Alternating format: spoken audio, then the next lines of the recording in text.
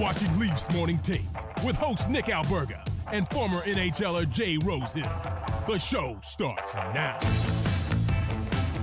Happy Thursday. What a time to be alive with the trade deadline just around the corner and coming off another Maple Leafs victory. It's Nick Alberga and Jay Rosehill, the Thursday edition of Leafs Morning Take presented by Betano. What's going on, Rosie? Not too much, but just in the Nation Network studios here. Yeah, like you say, they got a W, rattled off a win. Kind of, all right. Nothing crazy, nothing earth-shattering. I thought that game was pretty boring last night, but they got 2 points. Dude, that was the best part about it because I talked all show yesterday with Anthony Stewart how I was terrified about that hockey game, and it was always chaos when Buffalo and Toronto get together. So that was music to my ears. I know it was boring to watch, but ultimately they got the 2 points. They moved on. Lots ahead on today's show, so we got to move fast here. Elliotte Friedman's dropping by in about 10 minutes from now. We're going to break everything down from last night's game coming up. We're going to talk about the Boston game. Might prompt for some questions, courtesy of our friends over at Great Clips. We're going to look at the standings. But I wanted to first and foremost mention to go back and watch and listen to last night's edition of the Leafs Nation After Dark with Zach Phillips. So make sure to check that out. Full post-game reaction to that 2-1 victory for the Maple Leafs over the Buffalo Sabres. At the Leafs Nation 401 on YouTube, where you can subscribe, hammer that like button, pound that subscribe button. Leafs Morning Take, wherever you find your podcast. Brought to you by DoorDash. It's time for the appetizer. For a limited time, our listeners can get 25% off up to $10 in value and zero delivery fees on their first order of $15 or more. When you download the DoorDash app, enter code NATION25. That's code NATION25. All in uppercase, 25% off your first order with DoorDash. Offer valid in Canada, subject to change. Terms apply. So the homestand 3-2-0. We'll start there. What do you think of the homestand? I mean, for the most part, pretty good. I mean, obviously, people are upset about that Boston game. It's the one that stands out. But, the Saturday night game at home against the Rangers stands out to me, too. So it was all right for sure. We get Joseph Woll back in there, and it was all right, man. I know this team's – it certainly wasn't terrible. I would like their home record to be a little better. I don't understand why it's not. I think in the past it's been flip-flop. I don't think that's a big pattern, but it seems to be this year for sure. And, the fact they're going on the road for 3 is good. Let's rattle off some more points here. Yeah, I got the big Boston game coming up to wrap up the season series, but I can't look past the crazy statistic that they're 10-2 since Morgan Rielly was suspended. We talked about it at the time. It could be used as a galvanizing moment / turning point. It has thus far. Ilya Samsonov, to me, like you talk about some positive stories the last couple months, none bigger than Ilya Samsonov, who couldn't stop a beach ball 3 months ago. Now he can't lose. Like, he was incredible against Buffalo. That save on Tage Thompson and OT, this guy's been money. Yeah, he was all over the place. And what is his record? Like 9-1 since he's come back? His Something last like that? last Or his 9 last starts, 10? he's 8-1. 8-1 in the last 9. Like, yeah, he's found it. I keep going back to the beginning of this week, man, when I just thought they were going to go Sammy Woll Sammy with Boston, and Sammy's been hot, and he's your guy that's been there, and he's your number one right now, because there's not question marks around Woll, but there's, he hasn't gotten the groove yet. We're not sure what he is post injury, and you throw him Boston is kind of crazy to me. I thought they would go Sammy Woll Sammy, but they didn't, and we're probably, I think, have they confirmed that yet or not? They haven't, but I would assume it's going to be Woll. We know the analytics era, and it was a low event night, but again, like, I don't think if you have Woll, you're going to go to Woll, no? Yeah, I don't like, what would be the decision to give the young kid coming off a major injury who's got 1 game under his belt, who's against Phoenix, to take Boston? Like, you saw the reaction after the loss. Toronto wants to beat Boston more than anyone, more than the Habs by 1,000,000. Like, on Twitter and, Leafs Nation, it just seemed like they were in dire straits after losing that one. And to give that to Woll twice is just surprising to me. But I hope maybe they're just giving them, here's your opportunity to go out and just come out guns blazing and get right back on track. Didn't quite happen that night, but maybe there's a chance here this time in Boston with the home record, with their road record. So we'll see. Yeah, I think we're overthinking it. I think they're just going to alternate back and forth. I don't think Martin Jones is going to play anything down the stretch here. I think you just go back and forth, and luck of the draw that the back and forth landed on Woll both games. But I tend to agree with you. Like, I would love to see both goaltenders in that position. I thought it would make a lot of sense to go back to Woll on Wednesday, then Samsonov on Thursday. But at the end of the day, you need both guys. Like, I think we're going to have this conversation a lot down the stretch. Is who should start Game 1 of the Stanley Cup playoffs? I mean, if you're to ask me right now, I think you can make a serious case for both guys, but namely the guy who played against Buffalo last night. Mainly him, just because we don't know yet Yeah. where he's at, right? Yeah, it's a big, long break to take, and goalies need, quite a few, like a stretch of games to kind of get a pattern on seeing where this guy's at and mentally. And I mean, no better example of what can happen with your mental state than what happened with Samsonov this year. Like, how do you have that far of a gap between your good and your bad? I mean, he was, like you said, off the plan to the point where he had to go have like a retreat of some kind to get set. And the incredible thing is it worked. He came back and he's, 8-1 in his last nine's pretty impressive, man. And like you say, he kept them in the game last night. That save in overtime was unbelievable. And I kind of see him as my number one in my head right now, Yeah. until Woll does otherwise. And there's no reason to think that Woll won't, but it's just unseen yet. Yeah, it's just a crazy position. Again, I just do not understand how you go from that 3 months ago to like this type of goaltending where he's been standing on his head, and a big reason why this team is winning on a nightly basis. But again, you need all facets of your game. It was great to see from Samsonov. He's been making those big saves. Again, the one on Thompson, the OT against the Rangers the other night. He's just been so exceptional.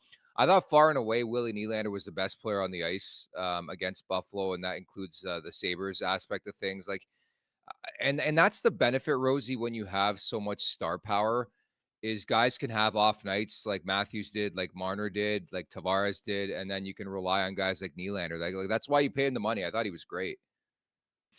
Yeah, like the big thing to me is kind of the response after, he kind of got made public that Keefe wanted more out of his line, especially defensively. Then he had a couple like, highlight reel kind of like, how bad was that type of defensive plays. So, we've talked about how is there a little bit of friction or his kind of attitude towards that or his tendency to be that guy sometimes. And it's just like, you just can't have that anywhere near the playoffs kind of thing. And he responded there like on a game where I don't know, I don't want to say it was hard to get up for, but it just kind of was sort of ho hum. Like no one's going through a wall last night. Not that this team plays with that kind of passion and vigor every night anyway. They kind of rely on other things, but it was just kind of a ho hum night. Sammy was kind of the shining thing. But yeah, Nylander showed up and kind of said, remember who I am and what I can do. And it was including responsible defensive play, which was needed out of him. And then when he has the puck, he's just always creating, man. I mean, that's what he does. So yeah, he was kind of a standout. And that just kind of reminds me that you can do that every night, Willie, and you need to do that in the playoffs. Like, and I don't think he's guilty of having those kind of stinkers in the playoffs anyways. So, it's a nice night for him. I thought he was a bull. I didn't feel that way about Auston Matthews. I knew the conversations were coming. They came on social media. Is this guy hurt? I mean, he's been fanning Yeah. on a lot of shots as of late, and then he promptly scores the OT winner. And then you see the post-game interview, and I think there's no question. I don't think he admitted it, but he didn't look 100%. The flu bug is going through the room, but that just speaks volumes to Auston Matthews. Not his best outing. Didn't look great, but scores the game-winning goal. That's all that matters, eh? Yeah, you see that release, man? Like, Oh, it's I don't insane. know. I Yeah. I gotta try one of those new twigs because it's got to be that. But What do you I use? don't. What kind of twig do you use? I use a ribcore CCM, like my own pattern and flex and all that Really? shit but it's from like 20. I don't know what would that be from 2015 or 2016 maybe. So a lot's changed since then, and it's a Yeah. 95 flex, which at the time was quite whippy for a guy my size. Now I would go down to like a 75 to give that a try. But anyway, he just snaps that thing right where he wants. His shooting's unbelievable. I don't think he's hurt. Maybe he has something bugging him, but I think he's sick. sick maybe. Yeah, but it's Yeah. been a while that people have kind of, I don't know. I don't like doing that. I don't like when a guy has a couple of nights where he's not being on pace for 85 goals and you're like, what's wrong with him? It's like, Jesus, man, he can't do that every freaking night. Yet he did. He scores the just sickening fucking snipe OT winner. So I don't know. Maybe it's that time of the year. It's kind of the dog days. Lots going on with trade deadline conversations and stuff. You're kind of thinking about the playoffs and suiting up for that. So I don't know. I'm not gonna speculate too far, but it was a little bit of an uninspiring game by everybody. Sans Willie Nylander, I guess you could say. Yeah. But they got the job done, and they got the 2 points against Buffalo. Back, last year, the year before last, you would have seen them drop that game because they had an uninspiring effort, right? Yeah. It wasn't the end of the world for me. I tweeted that it was kind of boring, but they got the 2 points. I mean, that's solid. That's all you can ask on a night like that. You're going to have them. They don't not exist for any team in the league. You're going to have those kind of ho-hum games. That was one of them against a ho-hum opponent, but they got the win. So move on to Boston. Did you see some of the graphs on Twitter after that game in support of Ilya Lyubushkin? All those people who said, "What a terrible trade." You know what? He's actually been better than we thought he was going to be. Like, it's crazy how that works out. I know it's one game, but still, I noticed that. Yeah, and good. I like that people can go back and say, you know what, I was wrong if it is the same people. But I mean, no one claimed that was an earth-shattering move, and they didn't pay an earth-shattering price. But they had a very specific hole that would be great to put some seal on it, and it doesn't take, a top two guy. You got what you wanted, a right-handed defenseman with experience who knows this market, who can be defensively responsible. Done. I mean, it's no big, huge surprise. It's not going to change the whole world, but it's a great trade. I don't see why anyone thought it wasn't in the first place. The following segment and interview is brought to you by Tim Hortons. Roll Up the Rim is back for Tim's 60th anniversary, and to celebrate their big year, you can win some big prizes like the all-electric Volkswagen ID4, a sun-soaked Hilton getaway, and cash with a daily jackpot of $10,000. Play today on the Tim's app as we bring in today's guest from Hockey Night in Canada and Sportsnet. It is Elliotte Friedman. What's going on, buddy? I just showered, so I'm nice and clean for you guys. I just want you to know that, okay? Wow. Thank you. No greasy salami hair today, Freed. That'll be tonight, Jay. That'll be tonight. And that's tomorrow. That's me today. All good. All good. Freed, thank you so much for doing this. I know you're very, very busy, so let's get into this. The Leafs, what's the latest you're hearing on that front? Look, I think they're still. I definitely think they're still looking, guys. And the thing that I think from the beginning, look, we know they're looking for a right-hand D. We know they're looking for a forward. D in general, but preferably right-handed. From the beginning this year, I really think they've tried to pack a punch with the number one draft pick. Like, you remember, they haven't included it in a lot of offers, but they included it in the one that they offered to Calgary for when they were trying to get both Tanev and Zadorov.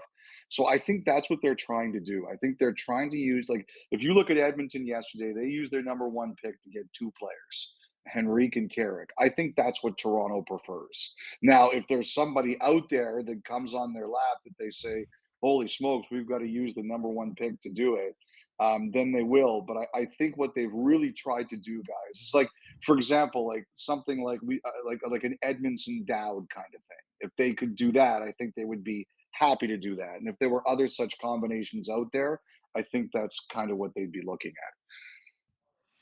Freed, who do you think right now, let's say that number one pick stays in his pocket and they don't use it, who do you think is the most realistic acquisition that would benefit the Leafs right now?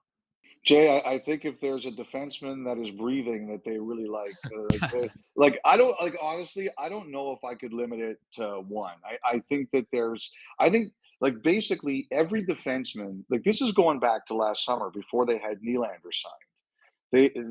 There was a time when Nylander was unsigned in the summer where they just said, look, like if there's a defenseman that we could trade Nylander for, they would do it, who they thought was a good match. And that obviously didn't happen, and they signed Willie. But ever since last summer, that first day, they looked at Dumba and they went for Klingberg because Dumba's number was $1.5 million higher. Ever since that first day, they've been looking for defensive fits. And I just don't think that has stopped. So, like, you go down every defenseman who's either been traded, and like they really like Tanev. They weren't, they had to really beat Dallas's price.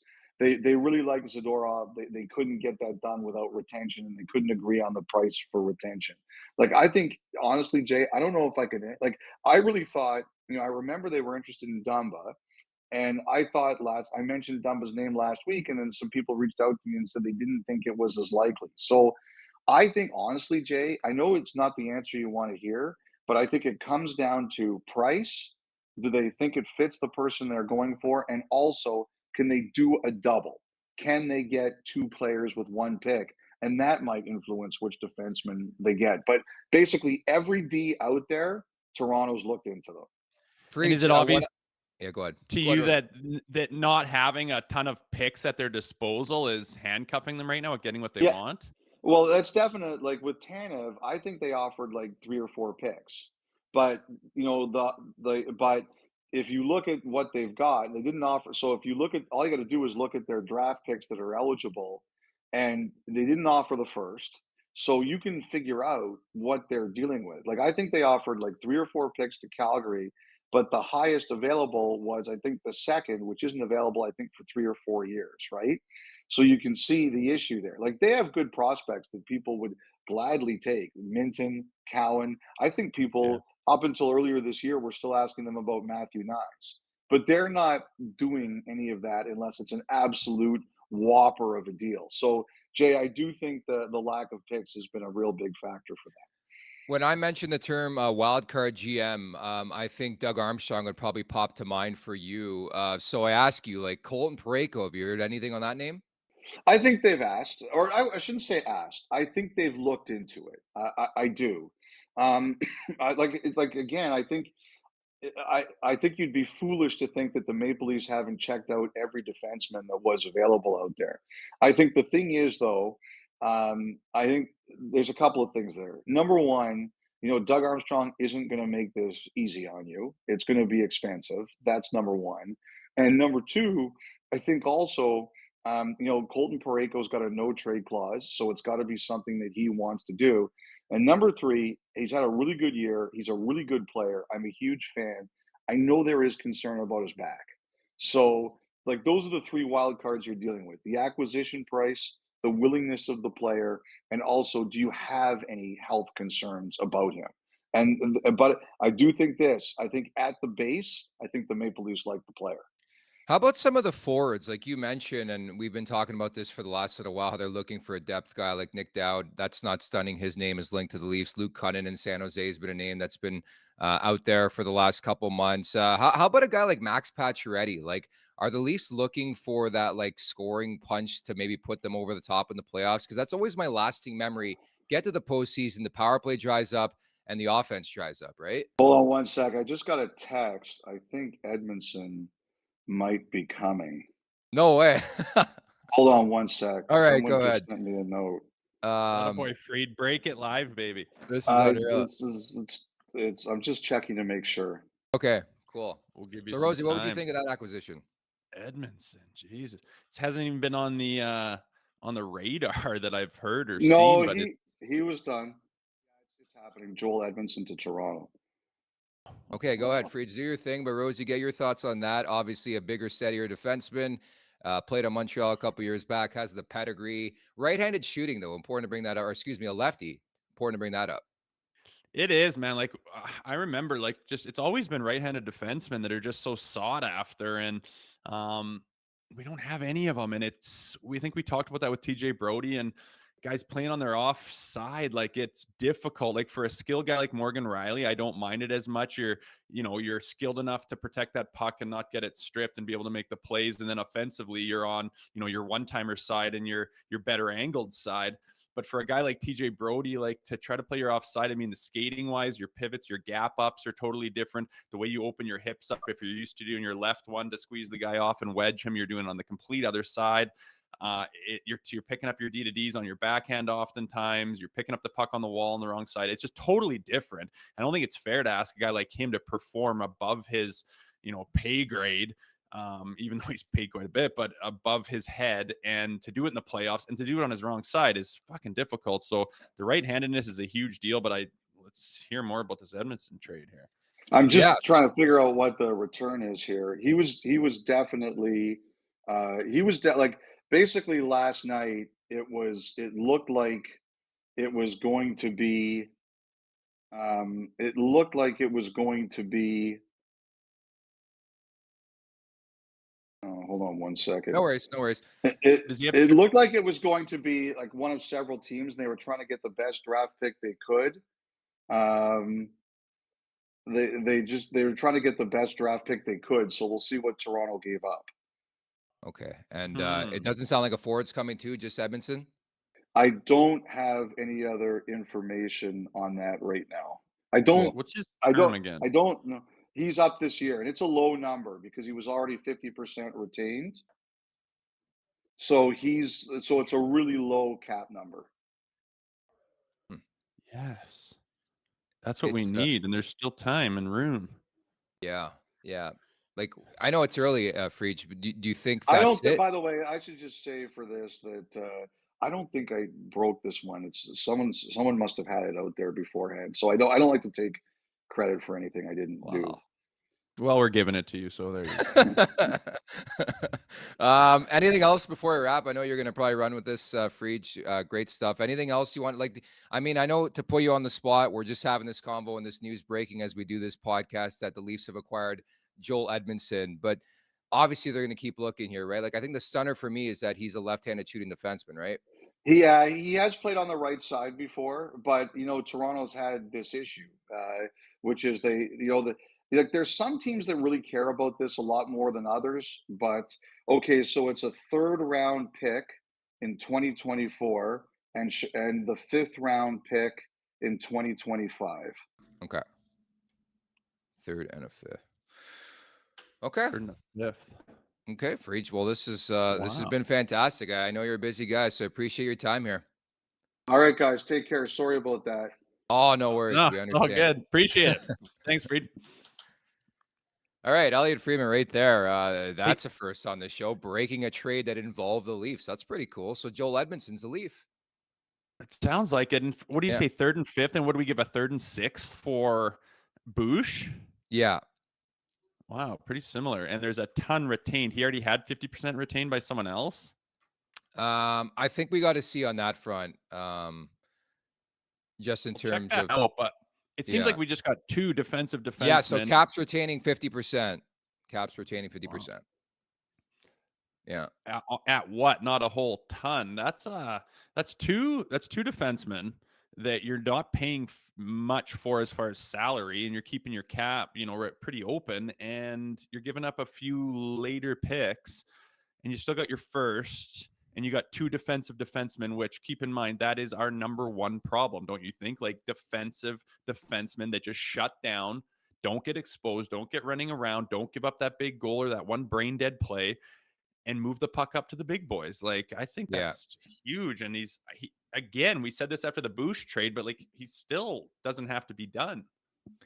Yeah, no, I agree. Like, I won't lie. I'm a bit stunned that it's another lefty, but again, I don't want to speculate too much, but it just leads me to believe that maybe there could be more. Maybe they're looking at a right-handed shooting guy. Maybe somebody else is available. Maybe it's a Brody in a conversation, because they're really, really building up with guys in the back. And I think they're up to 8 defensemen. Granted, last year, I think they had 8 or 9 options. So I think lots is on the table. I will say, maybe they paid up a bit, to get the cap hit retained at 50%. But I think that's shrewd, man. They still got some money to work with, I think, here. Yeah. And like with the amount of D-men now, do you package one up? Like, who would want, say we get another defenseman, so you add 3 in the last week and a half, and you're going to be pushing some bodies out. Who is that? And would somebody want them? Could you package them up in some other deal, or just ask someone to take them?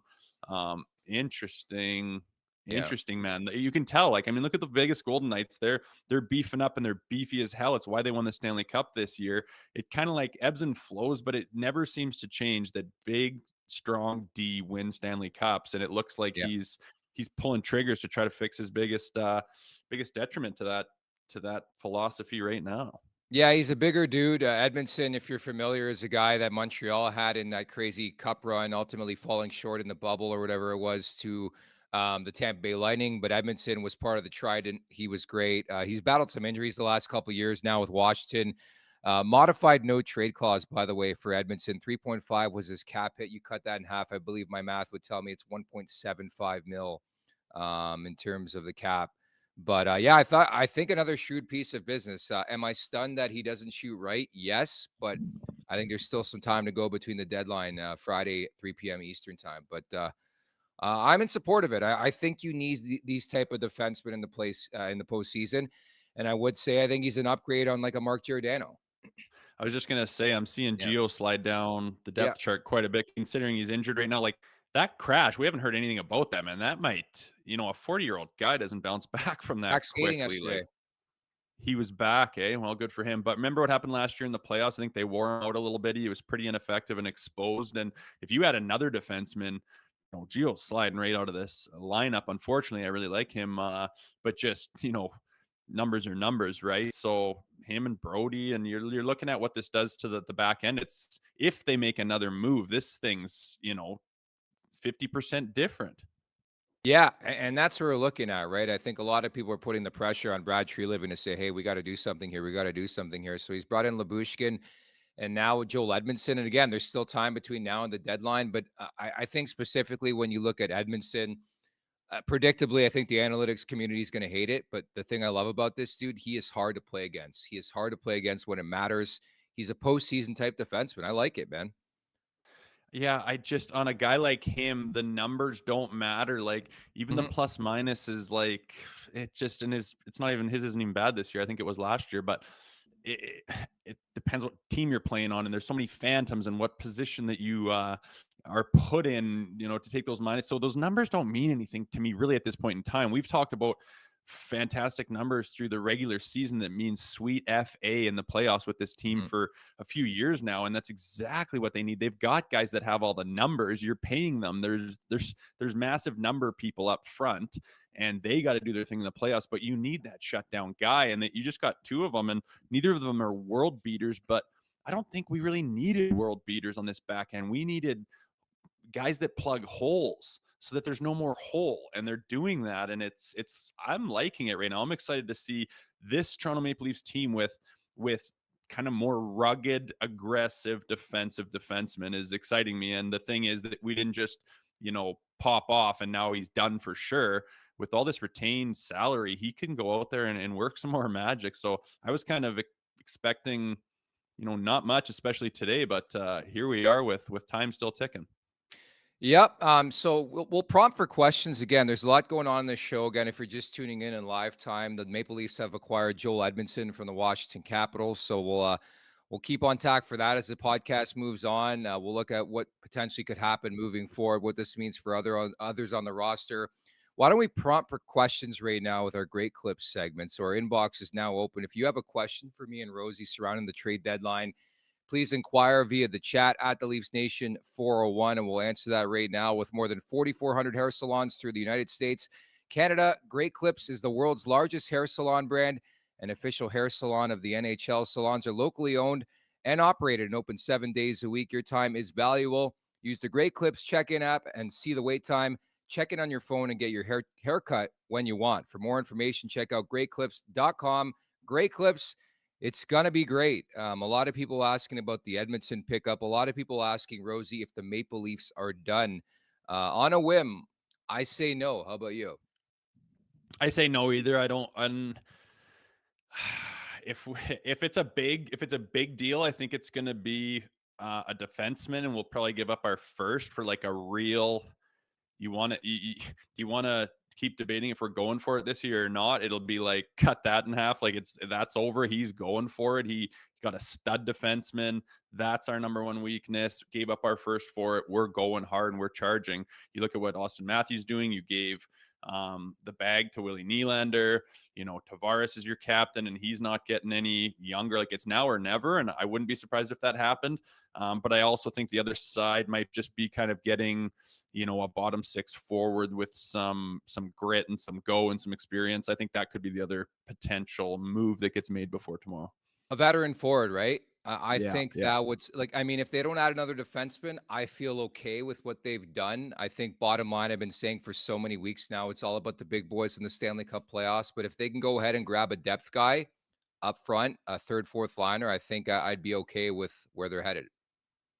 Yeah, I think so. I like the two new bodies. If we got a third, I would just really need to sit back and look at their D right now and say, what does this mean? What could this mean?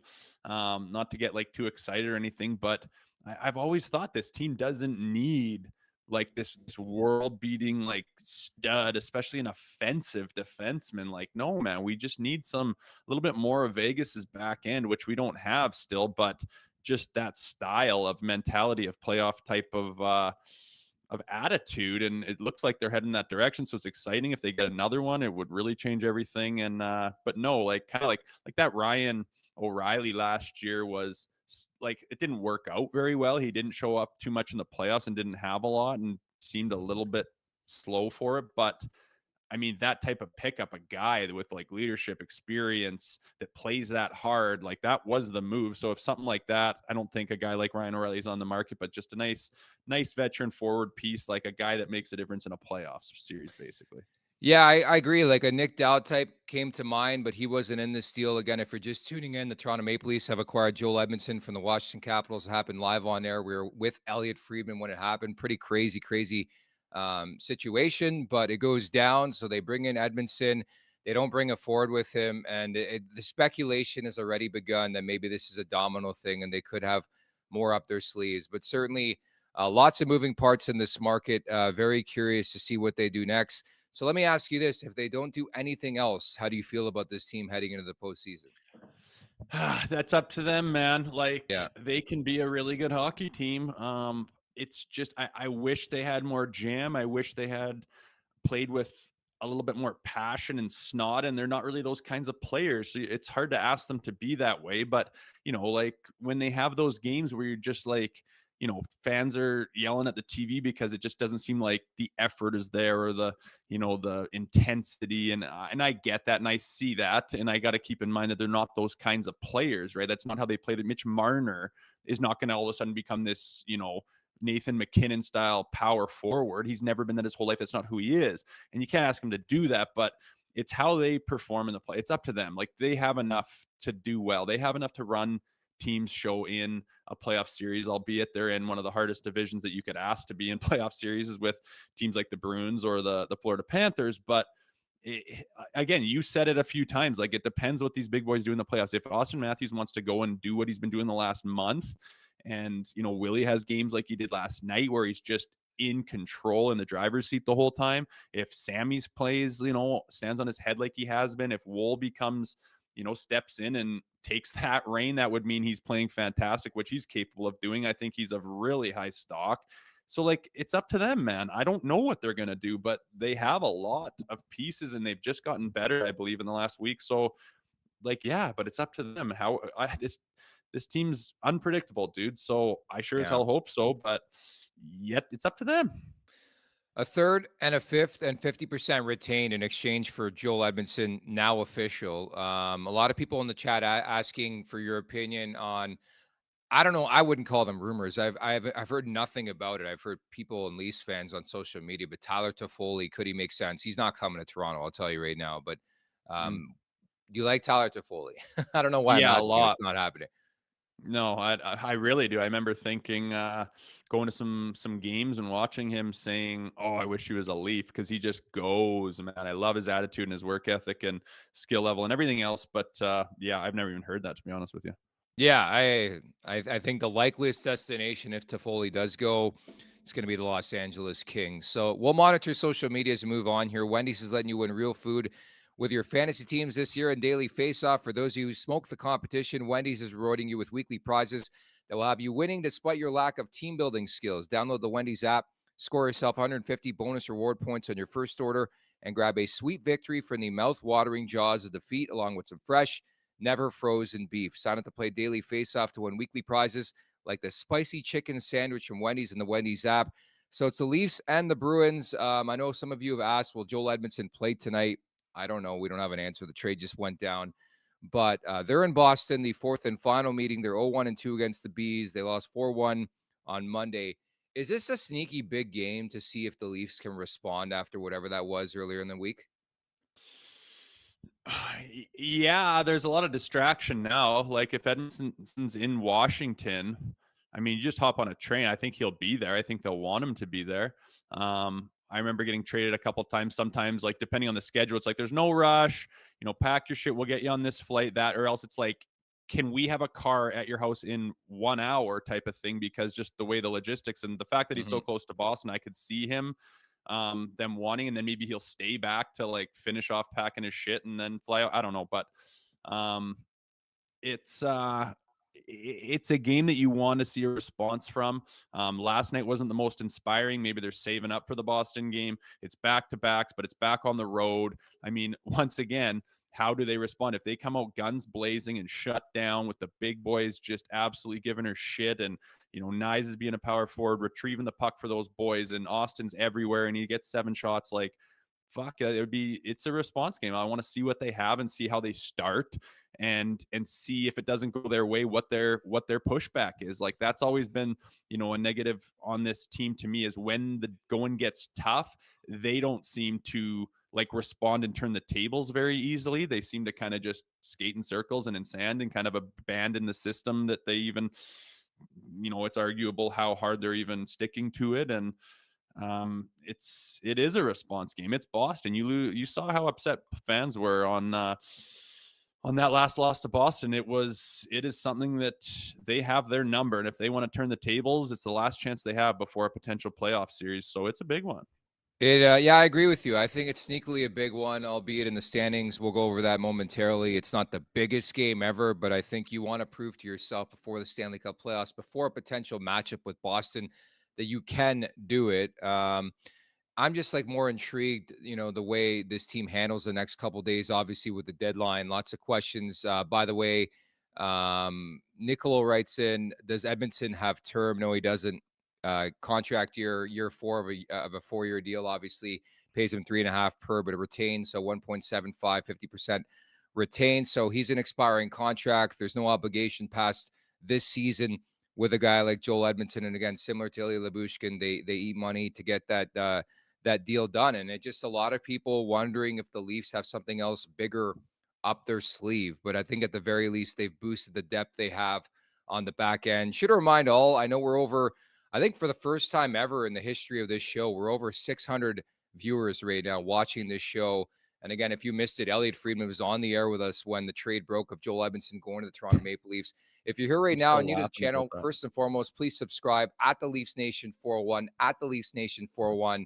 Number 2, pound that like button, hammer that subscribe button, turn those mentions on, turn those notifications on, everything you need to have us, one click away. It would be fantastic. But we're teeing up this Leafs game against the Boston Bruins. Boston's won 6 in a row here. I think the big story, too, is I want to see the power play, man. They've been struggling lately. They were 0 for 1 against Buffalo on Wednesday night. Now, 0 for 10 drought. And on top of that, 0 for 14 in the last 6 games against Boston. I would love to see the power play get cooking tonight. Yeah, no kidding. The numbers are quite ugly, and you hope it's just kind of one of those little slides at a dog days part of the season. But with the firepower they have, they should have one of the shining things on this roster should be the way they handle themselves on the power play. They kind of have an embarrassment of riches in lots of ways. And maybe that's part of the problem on getting the formula right. Like, you can't just have, here's our 4 guys that are power play guys, number 1 for sure, and we'll throw this guy in and out and see how it works. But it's like you could throw a lot of things at that power play, and I think they have, and it's certainly not clicking right now. So, I mean, do you just use all the big boys on the first unit, or do you get like the Domies and the Bertuzzi's net front, and who's on the point and all that shit? And I'm far from a power play expert, so yeah. I don't have the answer, but you would think that a team of this caliber offensively would have the power play being their bread and butter right now, and it's the opposite of that right now. Yeah, just through a rut. Again, my major takeaway from every season, as we brought up with Elliotte Friedman, is like they get to a point in the playoffs where the number 1 power play, number 2 power play in the league's nowhere to be found. The offense, the top 3 offense in the league, nowhere to be found. And that's where I wonder. I know we're about to get to that Max Pacioretty question, and then the news broke, but I think he's the type of guy who I would definitely look at. Very, very unlikely, but I think a depth forward could still make a lot of sense. I wouldn't be shocked if they still added 1 more defenseman. It just seems like that type of deadline where guys are going to be available And they're not paying a big price either. I think you're upgrading the bottom part of your blue line where everybody's waiting for that top 4 guy to be acquired. I don't know if it's going to happen, but I think that's how you stack up better with teams like Boston and other teams that are quite meaty on the back end. You like that word, meaty? Yeah, that is what it is. That's what they're lacking. They're Yeah. thin back there, the opposite of meaty. And you know, it I think in years past, like it's no secret that the big boys haven't done their thing in the playoffs to like win the game. And if you're going to give that much cap space to these guys because they're that skilled offensively, then they have to be doing exactly that when it matters. And they haven't yet. But I just do think that they've been left out to dry. I mean, when you have that, you know, one mistake, that one big goal scored against you because of a lack of, you know, depth on the back end, it's deflating. And when you don't have a very good supporting cast and it's just on the big boys, it's kind of, you're left out to dry and you can force it a little bit too much. You can become frustrated quite easily. I think it could be a different story this year with a better supporting cast. Like you say, if they do pick up that guy, that Pacioretty O'Reilly type of guy, that could be, you know, a bit of a difference maker in a series. Say they get that one big goal that ties it up, you know, late in the game, like those stories that always happen with those types of players when they're performing in the playoffs. I think it could set yourself up better for that with that type of acquisition. And your back end now is hopefully not going to give up that one detrimental play, that one brain fart, that one screw up, that one, you know, bad pinch, or you left your man, or your one turnover that this team kind of seems to have done. You know, it looks like they're taking a lot of steps to alleviate that, and maybe that'll help boost the offense as well in the playoffs. But reason to believe it could be a different story, yet to be seen. We want to hear from you in the chat. How do you feel about this Joel Edmondson pickup? What else do you want the Leafs to do if they don't do anything? Are you happy with what they've added over the last week? Ilya Lyubushkin and now Joel Edmondson. Again, if you're just tuning in, that's the big news on this show. Happened live with Elliotte Friedman joining us. But the Maple Leafs have acquired Joel Edmondson from the Washington Capitals for a third rounder, a fifth rounder, and the Caps eating 50% of the contract. So in total, $1.75 million against the cap.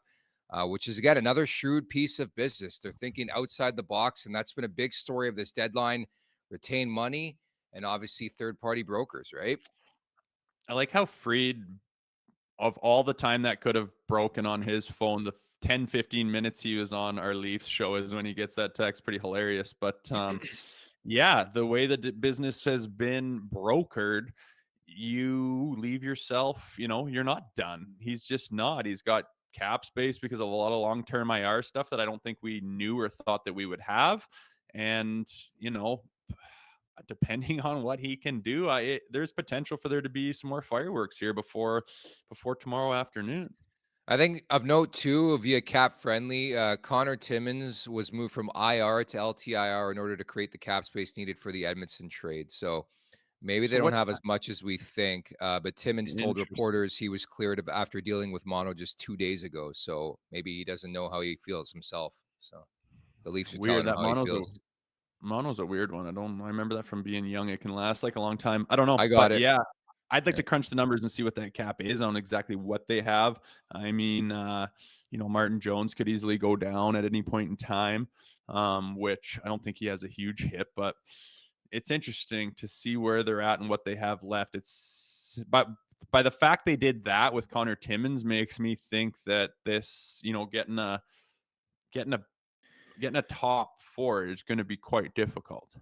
Yeah, I mean, I think if like a lot of people, and that's why I asked about Colton Parayko, like a lot of people want Colton Parayko. That's just going to be a tough move to make right now in season. I think if you're to ask me, like the likeliest things, if they do make more trades, I think Nick Robertson's in play. Yeah. I think, you know, whatever happens here with Connor Timmins, like those type of guys, I think are going to be available to. I think we're at a point where it's like money in, money out, though, right? Like I think they've been pretty shrewd with their business in these 2 transactions with Anaheim last week and the 3-team deal with Carolina, and now this one with Washington. But I think we're at a point where it's got to be money in, money out. So like Nick Robertson would make sense if you're making a bigger type move or you want to flip him for like another depth forward, you know? Yeah, for sure. Or, you know, it'd be cool to get a TJ Brody money in, money out. Someone who's not really in the mix who would have to accept that. Because I don't think anyone's, you know, he's not too, is he useful to anyone at that number? I don't know. But yeah, you can't keep accumulating bodies. You got to get some money in, money out. And Nick Robertson's going to be tough because he's not, his value lays in his potential. And it's not really like he takes a big hit on the cap right now to alleviate much. I don't think the alleviation on the cap from what he makes would be worthy of, giving up his potential. So yeah, depending on what the comeback is, I just can't see. Yeah, interesting, man. I don't know. It's going to be interesting to see what he does. If he does anything, I think it'll have to be somewhat creative, which he's already shown that he likes to get that way. So I just keep thinking about this Edmondson trade, and I just want to see it on the ice, and want to take it off paper, put it on ice, see what it looks like. And I mean, another like, look at our forwards, man. Look at what we're capable of. Like, I'm thinking about another defenseman, and then all of a sudden it's like, what percentage points did you just boost your blue line with the Yeah. third acquisition? Like, it would be a game changer for this team, because I always watch, and I'm just like, it's always that running around in the D zone. It's always that left out to dry type of move that loses them the game and sucks the life out of the bench and creates them to start doing odd stuff up front with, all the talent trying to get back in the game. And it's just exciting to see them being able to actually pull off moves on the back end. You need something stabilizing for sure. John writes in, picking up Patch would give us another 35-year-old center, shrewd. I think he's mocking me. Number one, Max Pacioretty's a winger. Number two, like, I think he's a guy who can add some scoring punch. That's my big story with this team every postseason. Can't score a goal when it matters, so appreciate the insight there, John. LJ writes in, Timmons, hey guys, I feel great. Management response, no, young man, you're still quite ill. So it's like the growing story with the Toronto Maple Leafs, where it's like, it's really bizarre how things change. Like the Matt Murray thing a couple weeks ago, he was on the mend. Now all of a sudden, Matt Murray's nowhere to be found, right? So you just never know. And again, we can talk about Vegas too. Lots happening in the NHL world, by the way. I was reading that Gustav Forsling has signed an 8-year extension with the Florida Panthers. It's wacky time. Like, I was talking to Adam Henrique last night, who was dealt to Edmonton. He's excited about the prospects of that move, but he was just saying how wild the time it is, where just your life changes so quickly, and I think it's so important to humanize situations. That's the biz, baby. It's crazy. No one thinks about that, man. They talk about, the things they see on TV and the contracts, and it's all good, but there's a lot of behind the scenes that people don't think about. And getting your life uprooted, like, for a guy that's a little bit older that might be married with kids in hockey and school, and you're coaching them, and like, you have like a legit life as much as hockey takes up. These guys still hold regular lives, and when they get dished across the continent, like I said, sometimes it's the drop of a hat. Like, there's a car outside in an hour. Pack your shit, get a suit. Yeah. Your gear's already on its way. The trainers are all like, get on this jet. And it's a whirlwind, man. So no doubt, I'm not surprised to hear that getting packed up and sent to Edmonton all in the matter of, who knows if that was on his radar or not. It's a big deal. And, that's happening for everyone at this time of year. It's not crazy, but, it'll be interesting. The West seems to have made a lot of moves and a lot of changes, and you look around to see who got better. And I think the East is yet to be pulling triggers here. It'll be interesting to see who made the most noise at the end of tomorrow. Yep, the chat's on fire. And again, we've been waiting for a response from the Maple Leafs. Florida picked up Vladimir Tarasenko yesterday, waiting on Tampa, waiting on the Boston Bruins, waiting on Detroit. It's a domino effect. And I think teams are going to start responding to what the Maple Leafs have done here, bringing in Joel Edmondson. I know it's more of a depth move on the back end, but I think he's a bit of an upgrade. And I think, to your point, you've been talking about somebody to solidify that back end, dependability, stability, a guy who's been there before. Yeah, he's been banged up the last couple of years, but I still think push comes to shove in the Stanley Cup playoffs. Joel Edmondson's a guy I want to go to war with. And on top of that, he's a bigger presence, right? He's a Benoit type presence. You need guys like that when the going gets tough in the postseason. And I think that's been the major takeaway from this Leafs team in the past. Is like, they're too easy to play against when it matters most. And I think the more guys you have that'll give you that extra shot in the chops in front of the net in the postseason, I love it. Bring it on. But again, it seems like mixed review on social media. The chat, I think a lot of people are warm to the idea of bringing in a Joel Edmondson. I think they understand what a player like this can do for a team and a locker room. You could speak to it. You've been in a room, right? Yeah, totally. It's, in the room, it's a lot of it's like leadership and personalities and just actual, like, how your day-to-day changes. But like on the ice, it's like, what specifics, like, why is this guy in the room? What does he bring? And we just keep repeating it. A guy like him is what is needed right now, is valued. Like for the Auston Matthews and the boys that need to go to work in the playoffs in the offensive zone, having those guys back there that hold the fort down, that just move the puck up quickly. And it's not like, fuck, now I got to go, like Austin's got to go down deep and go get it and go back check and set up the D zone, and they're hemmed in, and then he wastes a shift because, you know what I mean? Mm-hmm. To get a guy like these guys that are just, they're not fancy. We don't need a guy that with 50 points. It's not what we're looking for. We need a guy to be in position, break up their plays, and get the puck back to the forwards' hands and get in the O-zone so this team can do its thing that, it's proven it can. And obviously they need to score and do their thing.